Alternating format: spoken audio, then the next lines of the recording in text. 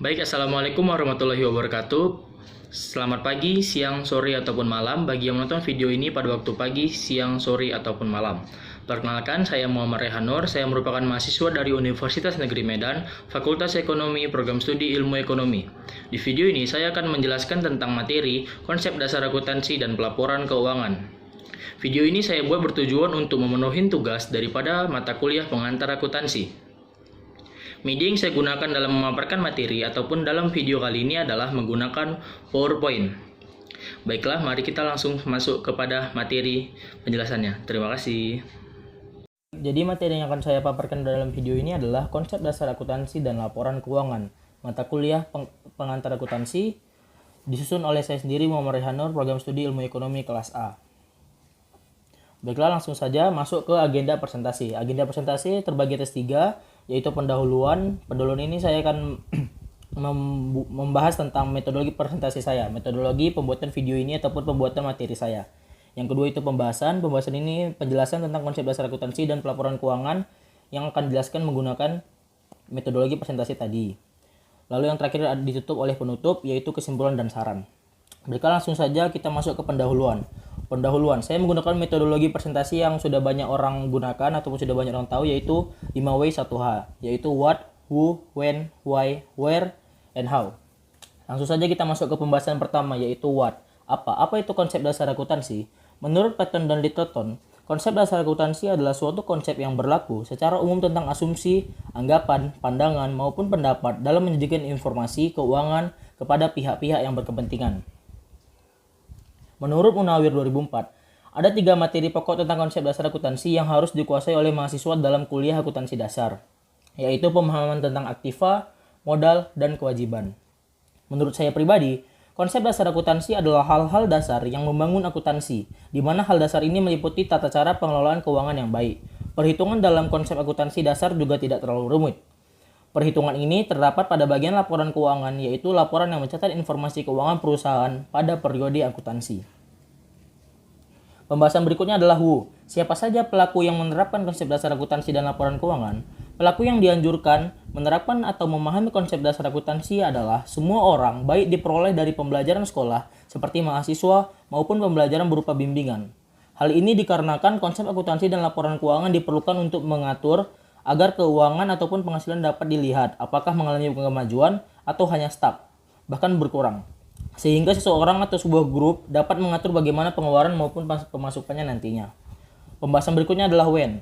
Kapan konsep akuntansi dasar dan laporan keuangan diterapkan?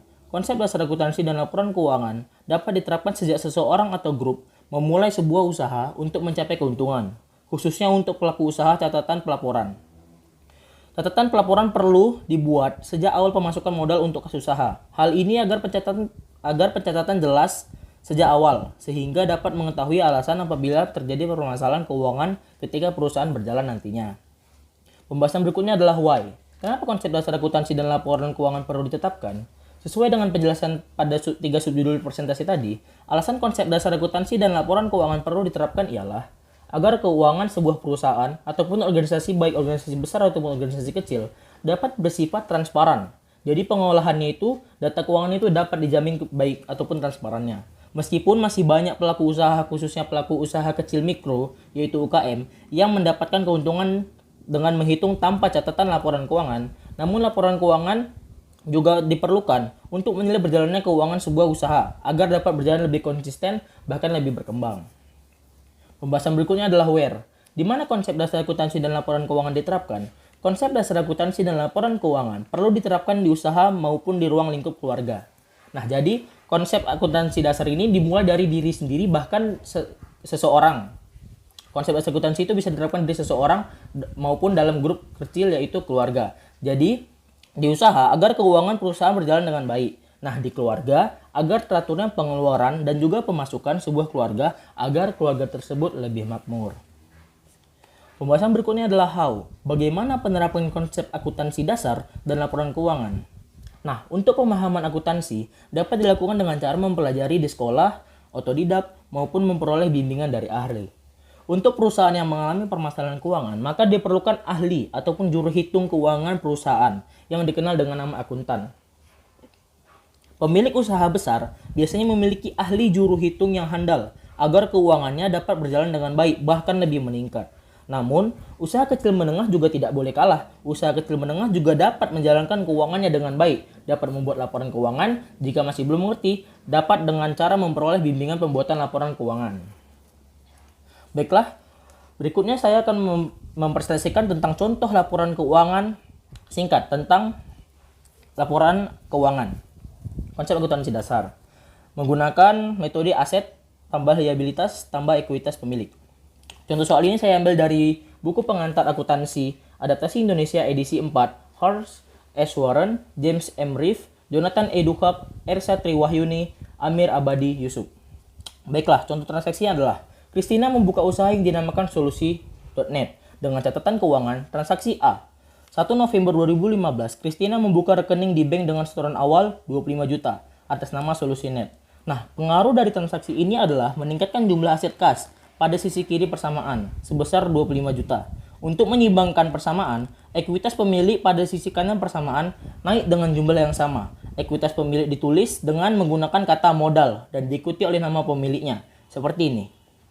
Nah, jadi itu kas bertambah 25.000 itu disingkat 25 juta menjadi 25.000 dan itu berada di aset. Lalu modal Christina bertambah 25.000 juga dan itu berada di ekuitas pemilik. Transaksi berikutnya transaksi B, 5 November 2015. Solusi.net membayar utang sebesar Rp 20 juta rupiah untuk membeli tanah sebagai lokasi gedung. Nah, pembelian tanah mengubah susunan aset, tetapi tidak mengubah jumlah total aset. Pos sebelum transaksi ini dan pengaruh setelah transaksi berikut dengan jumlah baru atau saldo balance dari masing-masing pos ditunjukkan sebagai berikut. Nah, jadi kas yang awalnya tadi, saldo tadi itu berkurang 20.000 pembelian tanah menjadi sisanya 5.000, lalu aset tanah bertambah 20.000. Maka Christina memiliki tanah di aset 20.000. Ekuitas pemilik tetap yaitu 25.000. Lalu berikutnya transaksi C. 10 November 2015, Solusi.net membeli perlengkapan sebesar 1.350.000 dan berjanji untuk membayar pemasok dalam waktu dekat. Nah, perlu diketahui, kewajiban yang terjadi disebut utang usaha ataupun accounts payable. Perlengkapan yang akan digunakan perusahaan di masa mendatang dicatat sebagai beban dibayar di muka ataupun prepaid expense yang merupakan aset. Pengaruh transaksi ini adalah kenaikan pada nilai aset, perlengkapan maupun liabilitas utang usaha sebesar 1.350.000 sebagai berikut.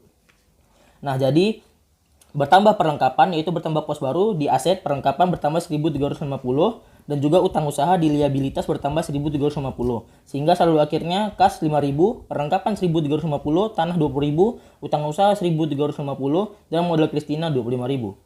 Transaksi berikutnya transaksi D, 18 November 2015. Solusi.net menerima 7.500.000 secara tunai atas penyediaan jasa ke pelanggan.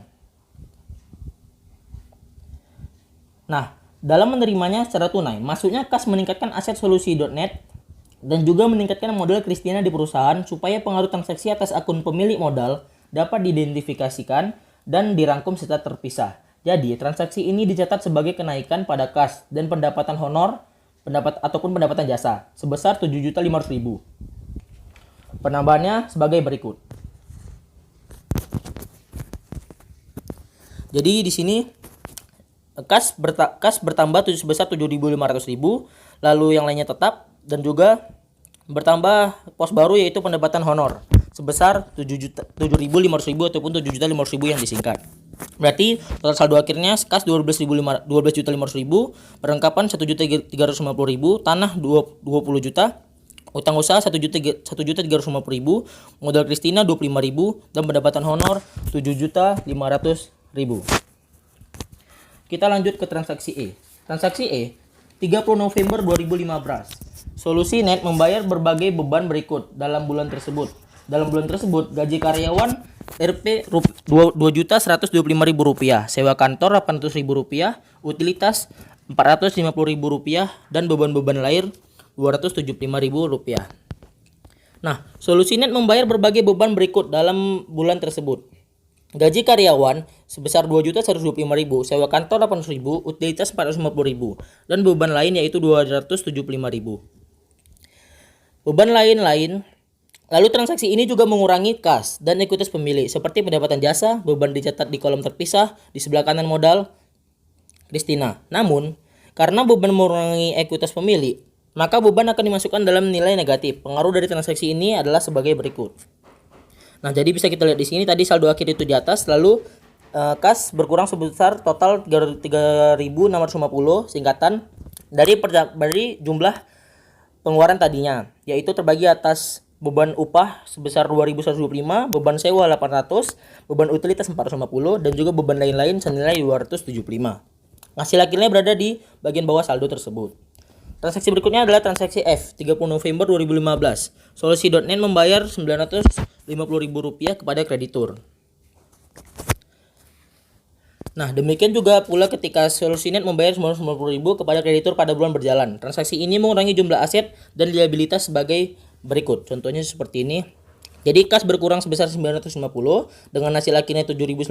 Lalu utang usaha juga berkurang 950 karena telah membayar usahanya, jadi utang usahanya berkurang. Nah, tapi perlu diingat bahwa membayar utang berbeda dengan membayar beban. Pembayaran beban mengurangi ekuitas pemilik seperti digambarkan dalam transaksi ini. Nah, sementara pembayaran utang mengurangi jumlah liabilitas ataupun jumlah utang usaha. Transaksi berikutnya adalah transaksi G, 30 November 2015. Pada akhir bulan, Christina menghitung perlengkapan yang masih tersisa berjumlah Rp550.000. Nah, perlengkapan yang masih tersisa sejumlah Rp550.000. Berarti selisihnya dari Rp800.000 sebelumnya adalah Rp800.000 ke Rp550.000. Berarti Rp1.350.000 dikurang Rp550.000. Maka hasilnya adalah Rp800.000, yaitu jumlah selisihnya. Telah habis digunakan dalam aktivitas operasional, perusahaan akan dicatat sebagai beban. Nah, penurunan dalam perlengkapan dicatat sebagai beban sebagaimana ditunjukkan seperti tabel ini. Nah, jadi perlengkapan berkurang sebesar 800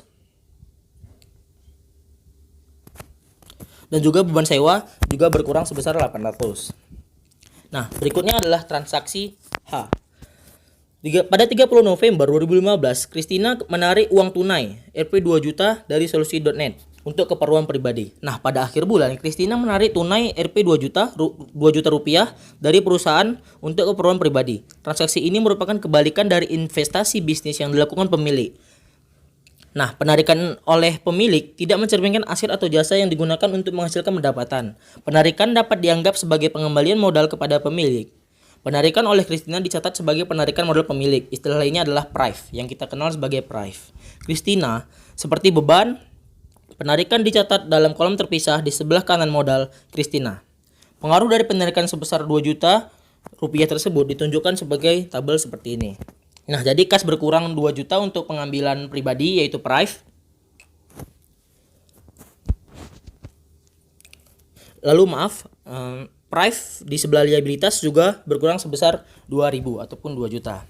Nah, untuk ringkasan transaksi dari Solusi.net yang telah kita cari tadi, hasilnya seperti ini. Nah, ini. Jadi semuanya adalah total akhirnya, dengan total akhir saldo adalah kas sebesar 5.900, perlengkapan 550, tanah 20.000, lalu utang usaha 400, modal Christina 25.000, PRIF 2.000, pendapatan honor 7.500, beban gaji 2.125, lalu beban sewa 8 kurang 800, beban perlengkapan 800, beban utilitas 450, beban lain-lain 275. Nah, nantinya jumlah daripada aset itu harus sama dengan liabilitas ditambah ekuitas pemilik. Jadi yang min itu dikurangin, yang tidak ada minnya itu tetap ditambah. Nah, sudah selesai contoh laporan keuangan singkat dari saya tentang laporan keuangan yang tersusun atas aset, tambah liabilitas, tambah ekuitas pemilik. Maaf apabila ada terjadi dalam salah penyebutan kata ataupun kalimat, saya mohon maaf. Baiklah, untuk penutup, kesimpulan, konsep dasar akuntansi adalah ilmu tentang pencatatan keuangan secara mendasar, yang di dalamnya terdiri atas akun-akun yang terdapat dalam laporan keuangan. Laporan keuangan adalah pencatatan keuangan yang dibuat guna mengetahui keuangan perusahaan dengan transparan, sehingga perusahaan dapat mengetahui apakah keuangannya semakin berkembang atau malah semakin menurun. Nah, berdasarkan riset yang dilakukan dalam jurnal yang saya review, menyatakan bahwa benar, pelaporan keuangan dibutuhkan untuk pelaku usaha agar keuangan usaha dapat dihitung secara baik. Meskipun begitu, pelaku usaha kecil banyak yang belum menerapkan catatan keuangan. Namun hal ini dapat dicegah dengan melakukan bimbingan laporan keuangan dari pemerintah, dari instansi pemerintah maupun pihak swasta jasa bimbingan. Nah, catatan keuangan agar nantinya catatan keuangan dapat dibuat sendiri oleh pelaku usaha, sehingga usaha dapat semakin berkembang nantinya. Jadi kesimpulannya adalah bahwasannya bimbingan dapat dilakukan oleh instansi pemerintah untuk para pelaku UMKM agar catatan keuangan dari usaha UMKM dapat terorganisir ataupun dapat dilihat secara transparan dan dapat dilihat dengan baik, sehingga pelaku UMKM dapat meningkatkan keuangannya nantinya setelah mengetahui hasil keuangan tersebut. Nah, saran, konsep dasar akuntansi haruslah diterapkan oleh setiap orang, khususnya para pelaku usaha. Seperti yang saya katakan tadi, hal ini agar keuangan usaha dapat dianalisis dengan tujuan mengurangi atau menambah pemasukan dan pengeluaran nantinya, agar usaha tersebut dapat terus berkembang. Didasarkan pada riset dalam jurnal yang saya review, 2 jurnal menyatakan pada kesimpulannya bahwa masih banyak pelaku usaha yang belum menerapkan pelaporan keuangan dalam usahanya, khususnya UKM. Nah, hal ini perlu kita garis bawahi karena mengingat pelaku UMKM makin lama makin ramai untuk mencari mata uang ataupun mencari keuangan. Nah, hal ini tentu bukanlah hal yang baik. Oleh karenanya pada riset selanjutnya diharapkan sudah ada tindakan dari pemerintah maupun kemauan dari pelaku usaha untuk memperoleh bimbingan tentang konsep dasar akuntansi dan cara menerapkan laporan keuangan guna memakmurkan usahanya agar semakin berkembang dan agar terus berkembang. Penutup akhir kata, penulis dan presentator mengucapkan terima kasih atas segala perhatian, serta penulis dan presentator memohon maaf apabila ada salah informasi yang salah, baik perkataan yang salah, kalimat yang salah, pengucapan yang salah, serta laporan berbentuk teks yang salah dibuat oleh penulis. Akhir kata, saya Muhammad Rehan Nur, Universitas Negeri Medan Fakultas Ekonomi, Program Studi Ilmu Ekonomi kelas A, mengucapkan terima kasih dan mohon maaf. Sampai jumpa lagi di video selanjutnya. Terima kasih.